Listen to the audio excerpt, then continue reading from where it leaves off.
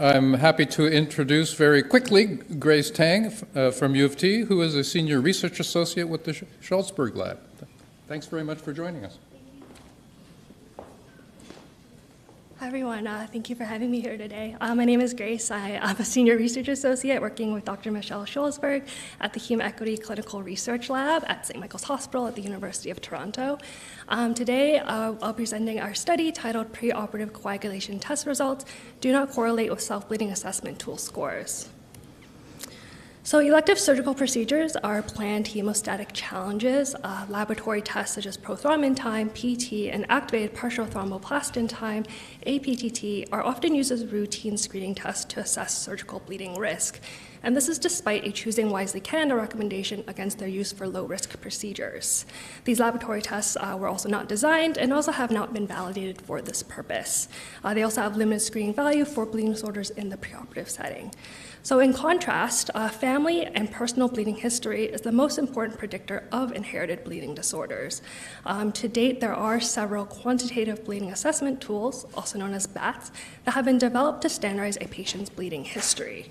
More recently, a patient self-administered BAT, also known as the self-BAT, has been validated for von Willebrand disease, which is the most common inherited bleeding disorder.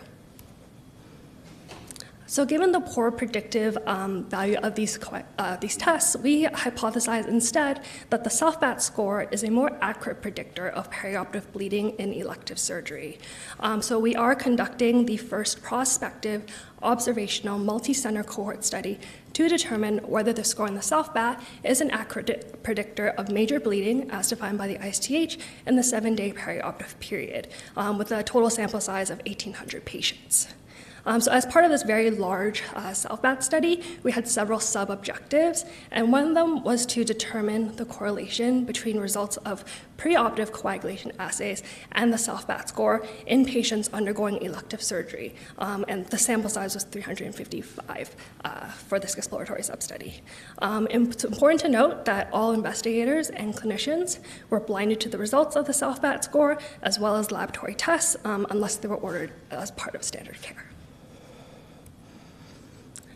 So for our inclusion criteria, we enrolled adult patients with no previously identified bleeding disorder who were undergoing a general elective surgery. We excluded patients with any prior history of antithrombotic use, so any use of aspirin or blood thinners we excluded. We also excluded patients who were going cardiac, vascular, emergency, eye, or dental surgeries, because we essentially wanted middle-of-the-road surgeries that didn't bleed too little and also didn't bleed too much or required intraoperative heparin. So at the preoperative visit, if patients consented into our study, they were asked to do some additional blood work for us. So that included routine screening tests and also several specialized hemostatic tests as well. At the same preoperative visit, patients were then asked to do the self-BAT, and this is a self-administered tool. So it's a questionnaire that takes 5 to 10 minutes, has about 14 questions, and asks a variety of questions, including GI bleeds, nosebleeds, and heavy menstrual bleeding. The self-BAT is a summative score, so an abnormal self-BAT is defined as greater than or equal to 6 for women and greater than or equal to 4 for men. For our analysis, we used the Spearman correlation coefficient to determine the relationship between results of the laboratory testing and the self-BAT score. So we had a total of 368 individuals who were enrolled into this exploratory sub-study. The median age was 60 years old, and a little bit more than half were women that participated. The median self-BAT score for women was 2 and 1 for men, so it was fairly low.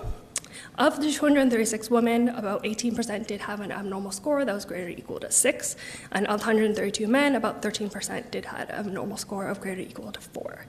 In terms of types of surgeries that we looked at, most of the surgeries were orthopedic, so a lot of knees and hip replacements, followed by neurosurgery and then general surgery. So in our analysis, we did not find any statistically significant correlation between any of the laboratory tests and the self-BAT score. So this is the summary table that shows the relationship between laboratory testing and the self-BAT scores at the preoperative visit. You can see at the very last column, the p-value, there was no statistical significance. We also did look at sex-stratified analyses, and we found no significant correlations.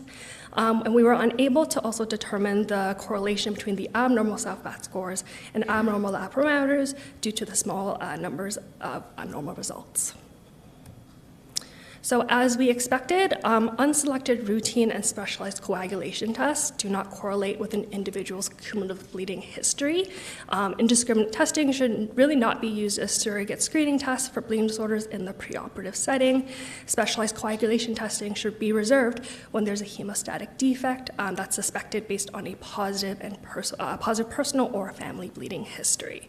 In terms of next steps, we are excited to share that enrollment is near complete at 70% of the 1,800 patients that are needed to determine if the SELF-BAT score is an accurate predictor of perioperative bleeding.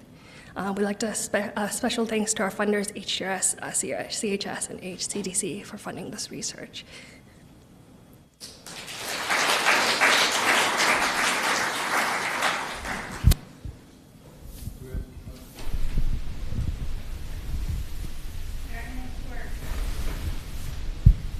Yeah, all right, cool. Very nice work. So I have a question in light of Michelle's talk. How did you define heavy menstrual bleeding in that? Did you define it for the patients before you asked them whether they had it or to report it? No, so the SELF-BAT has a standardized way of them asking, like, what you have in menstrual periods, like a check, select all that apply to you, and then that's added into. And the SELF-BAT has been validated for VWD.